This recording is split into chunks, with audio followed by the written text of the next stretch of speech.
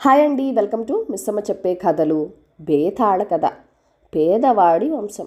పట్టువదలని విక్రమార్కుడు చెట్టు వద్దకు తిరిగి వెళ్ళి చెట్టుపై నుంచి శవాన్ని దించి భుజాన వేసుకుని ఎప్పట్లాగానే మౌనంగా శ్మశానం కేసి నడవసాగాడు. అప్పుడు శవంలోని బేతాళుడు, రాజా, నీవెవరైంది, ఎందుకింత శ్రమ పడుతున్నది నాకు తెలీదు కానీ కొందరు తామెవరో తెలియకనే అనామకంగా బతికేస్తుంటారు. అందుకు నిదర్శనంగా నీకు మాధవుడి కథ చెప్తాను, శ్రమ తెలియకుండా విను అంటూ ఇలా చెప్పసాగాడు. హేళాపురి అంతగా అభివృద్ధి చెందని చిన్న పట్నం. ఆ ఊళ్ళో మాధవుడు అనేవాడు ఉండేవాడు. మాధవుడికి తల్లిదండ్రులు కానీ తోబుట్టులు కానీ ఎవరూ లేరు. చిన్నప్పటి నుండి ఎవరు ఆలనా పాలనా లేక మాధవుడు గాలికి పెరిగి పెద్దవాడయ్యాడు. చదువు సంధ్యలు లేకపోవడంతో మాధవుడికి ఎక్కడా నౌకరీ దొరకలేదు. చిన్న చిన్న కూలి పనులు చేసి పొట్ట నింపుకునేవాడు. కొంతకాలం గడిచేసరికి ఇలా కూలి పనులు చేసి కడుపు నింపుకోవటం మాధవుడికి విసుగు పుట్టించింది.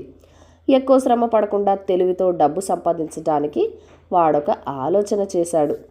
హేళాపురికి ఉత్తర దిశగా 2 మైళ్ళ దూరంలో పాడుబడిన కోట ఒకటి ఉంది. 100 సంవత్సరాల క్రితం విఠలాపుర చక్రవర్తితో జరిగిన యుద్ధంలో సింగభూపతి మహారాజు మరణించడంతో ఆ రాజవంశం చిన్నాభిన్నమైపోయి కోట శిథిలమైపోయింది.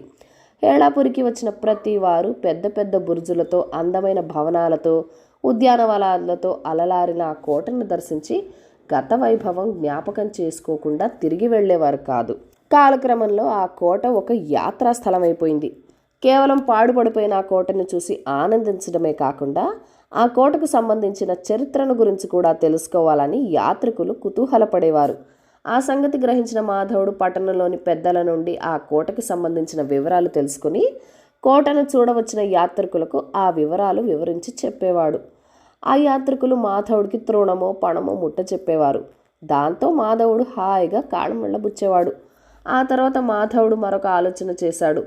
అప్పటి నుండి అతనికి ఆ కోట గురించి వివరాలు యాత్రికులకు తెలియజేస్తూ తాను ఆ రాజవంశస్థుణ్ణి అని చెప్పుకునేవాడు. తమ వంశం నాశనం అయిపోవడంతో ఈనాడు తనకి దుర్గతి పట్టిందని ఎంతో విచారిస్తూ చెప్పేవాడు. ఆ సంగతి విని ఆశ్చర్యపోయిన యాత్రికులు అటువంటి గొప్ప రాజవంశంలో జన్మించిన మాధవుడు ఇలా పేదవాడిగా జీవిస్తున్నందుకు విచారం వ్యక్తపరుస్తూ తాము అనుకున్న దానికంటే ఎక్కువ మొత్తం ముట్ట చెప్పేవారు జాలితో. ఈ పద్ధతి ఎక్కువ ధనం గిట్టుబాటు వస్తున్నందుకు మాధవుడు కోటను చూడవచ్చిన యాత్రికులందరికీ ఈ విధంగానే చెప్పి వారి సానుభూతి పొంది ఎక్కువ ధనం సంపాదిస్తుండేవాడు. ఒకనాడు ఇలాగే కోటకు చూడవచ్చిన యాత్రికులకు మాధవుడు కోటను చూపిస్తూ వివరిస్తూ సింగభూపతి తన ముత్తాత అని చెప్తూ ఆ కోటలో ఎవరెవరు ఏ ఏ భవనాల్లో నివసించేవారు వివరించి చెబుతున్నాడు. అటువంటి వంశంలో జన్మించిన తన జన్మ ధన్యమైందని పరవశంతో చెప్పుకుపోతున్నాడు మాధవుడు. ఉన్నట్టుండి ఆ యాత్రికుల్లో ఒక నడి వయస్సు వ్యక్తి మాధవుడిని ఉద్దేశించి, ఒరే మాధవ, ఎవరి దగ్గరరా నీ కోతలు? నువ్వు సింగభూపతి వంశస్థుడివా? నీది రాజవంశమా? హేళాపురిలో నీ బతికేమిటో నువ్వు ఇలా అందరూ దయాదాక్షిణ్యాల మీద పెరిగావో నాకు తెలియదనుకున్నావా అంటూ మాధవుడి గురించి తనకు తెలిసిన విషయాలు మిగతా యాత్రికులకు చెప్పేశాడు. గతంలో వ్యాపారం కోసం హేళాపురిని వదిలి మరో నగరానికి వెళ్ళిపోయిన ఆ వ్యక్తికి మాధవుడి బాల్యమంతా ఎలా గడిచిందో బాగా తెలుసు. మాయమాటలు చెప్పి తమను మోసం చేయజూసిన మాధవుడి మీద యాత్రికులకి కోపం వచ్చింది. వాళ్ళు మాధవుడికి చివాట్లు పెట్టి డబ్బులేమీ ఇవ్వకుండా ముందుకు సాగిపోయారు. మాధవుడికి 10 మందిలో అవమానమైంది. అటు తర్వాత కోటను దర్శించి వచ్చే యాత్రికులకు కోటను గురించి మహారాజు సింగభూపతికి సంబంధించిన విషయాలు వివరాలేవి చెప్పేవాడు తప్పితే తానా రాజవంశస్థుడనే అబద్ధం మాత్రం చెప్పడం మానేశాడు మాధవుడు. కొంతకాలం గడిచింది. ఒకనాడు యాత్రికులతో పాటు ఒక శతాధిక వృద్ధుడు కోటను చూడడానికి వచ్చాడు. తెల్లగా ముగ్గుబుట్టలా పండిపోయిన జుట్టుతో, చురుగ్గా చూసే కళ్ళతో ఏదో వింత తేజస్సు కనబడుతోంది ఆయన మొహంలో. మాధవుడు యాత్రికులకు కోటను గురించి వివరిస్తూ చెప్తున్నాడు. ఆ వృద్ధుడు మాధవుడు ముఖంలోకి పరిశీలనగా చూస్తున్నాడు. అందరికీ కోటను గురించి వివరించిన తర్వాత ఆ వృద్ధుడు మాధవుడిని చాటుకు తీసుకుని వెళ్ళి, బాబు, నీ పేరు మాధవుడే కదూ అని అడిగాడు.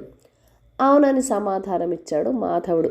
అయితే కుడి భుజం వెనకనున్న నల్లటి మచ్చ నాకొకసారి చూపించు బాబు అన్నాడు ఆ వృద్ధుడు. మాధవుడు ఆశ్చర్యపోయాడు. తన వీపు మీద నల్లని మచ్చ ఉన్నట్టు ఆ వృద్ధునికి ఎలా తెలిసింది? ఆ మచ్చను చూసిన తర్వాత ఆ వృద్ధుడు, సందేహం లేదు, నువ్వే అని గొణుక్కోవడం మాధవుడు చివరబడింది. ఏమిటి తాతగారు సంగతి అని అడిగాడు మాధవుడు. ఆ వృద్ధుడు చిన్నగా నిట్టూర్చి, నాయనా, ఈ కోటను గురించి అందరికీ వివరించి చెప్తున్నావు కానీ నీకు ఈ కోటకి ఉన్న సంబంధం గురించి నీకు తెలుసా అని అడిగాడు. ఈ కోటకి నాకు ఉన్న సంబంధమా? మాధవుడు ఆశ్చర్యపోయాడు. ఆ కోట తనకు నీడనిచ్చి అన్నం పెడుతోంది, అంతే కదా సంబంధం. ఒకవేళ గతంలో తాను ఈ రాజవంశస్థుడని అబద్ధం చెప్పుకున్న సంగతి వృద్ధుడికి తెలిసి ఎలాగో ఏంటో తెలిసిపోలేదు కదా. నాకేమీ తెలియదే అనేశాడు మాధవుడు. అవును, నువ్వు సింగభూపతి ముని మనవడవనే సంగతి నీకెలా తెలుస్తుందిలే అన్నాడా వృద్ధుడు. ఏమంటున్నారు తాతగారు? మాధవుడు దిగ్భ్రాంతి చెంది అడిగాడు. అవును బాబు, సింగభూపతి ముని మనవడవైన నువ్వు ఈ విధంగా జీవించడం చాలా విచారించదగ్గ విషయం అన్నాడా వృద్ధుడు. మాధవుడు ఆశ్చర్యం నుండి తేరుకోలేదు. ఈ ముత్తాత సింగభూపతి యుద్ధంలో మరణించిన కోట కొల్లగొట్టబడిన తర్వాత నీ తాత రాజేంద్ర భూపతి అంటే సింగభూపతి కుమారుడు చాలా సామాన్యమైన బతుకు బతికాడు హేళాపురిలో. నీ తండ్రి హయాం వచ్చేసరికి మీరు రాజవంశస్థులని ఎవరికీ తెలియదు.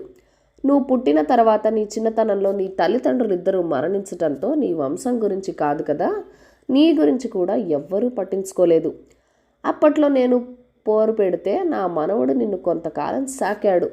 నా మనవడికి మాళవ దేశంలో ఉన్నత ఉద్యోగం దొరకడంతో తప్పని పరిస్థితుల్లో మేము నిన్ను వదిలి ఆ దేశం వెళ్ళిపోయాము. నిన్ను గురించి నీ వంశం గురించి తెలిసిన నేను ఆ తర్వాత నిన్ను అలా వదిలి వెళ్ళినందుకు చాలా బాధపడ్డాను. ఈనాళ్లకు నిన్ను మళ్ళీ చూడగలిగినందుకు చాలా సంతోషంగా ఉంది బాబు అంటూ ఆప్యాయంగా మాధవుడు భుజం తట్టాడా వృద్ధుడు. ఆయన మాధవుడిని హేళాపురిలో ఉన్న తమ స్వంత భవనానికి తీసుకువెళ్ళి తమ ఇంట్లో ఉన్న సింగభూపతి నిలువెత్తు చిత్రపటాన్ని చూపించాడు. ఆ పటంలో ఉన్న సింగభూపతి పోలికలు తనలో కొట్టొచ్చినట్టు కనబడేసరికి మాధవుడు నిర్కాంతపోయాడు. తన సింగభూపతి వంశస్థుడునేనని మాధవుడికి ఇప్పుడు నమ్మకం కలిగింది.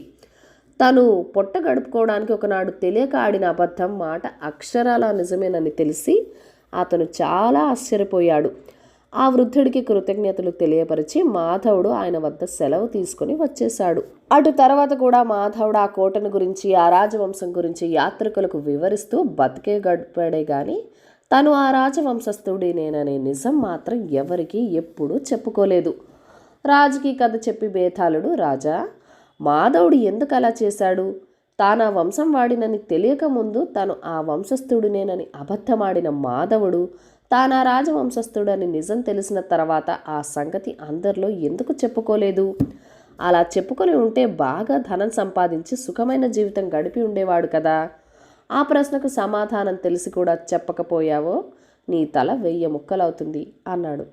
దానికి విక్రమార్కుడు మాధవుడు చేసిన పనిలో ఔనచిత్యం ఏమీ లేదు. తన రాజవంశస్థుడని తెలియనప్పుడు అబద్ధమాడి ప్రజల సానుభూతి పొంది డబ్బు సంపాదించాలనుకున్నాడు. అలా చేశాడు కూడా.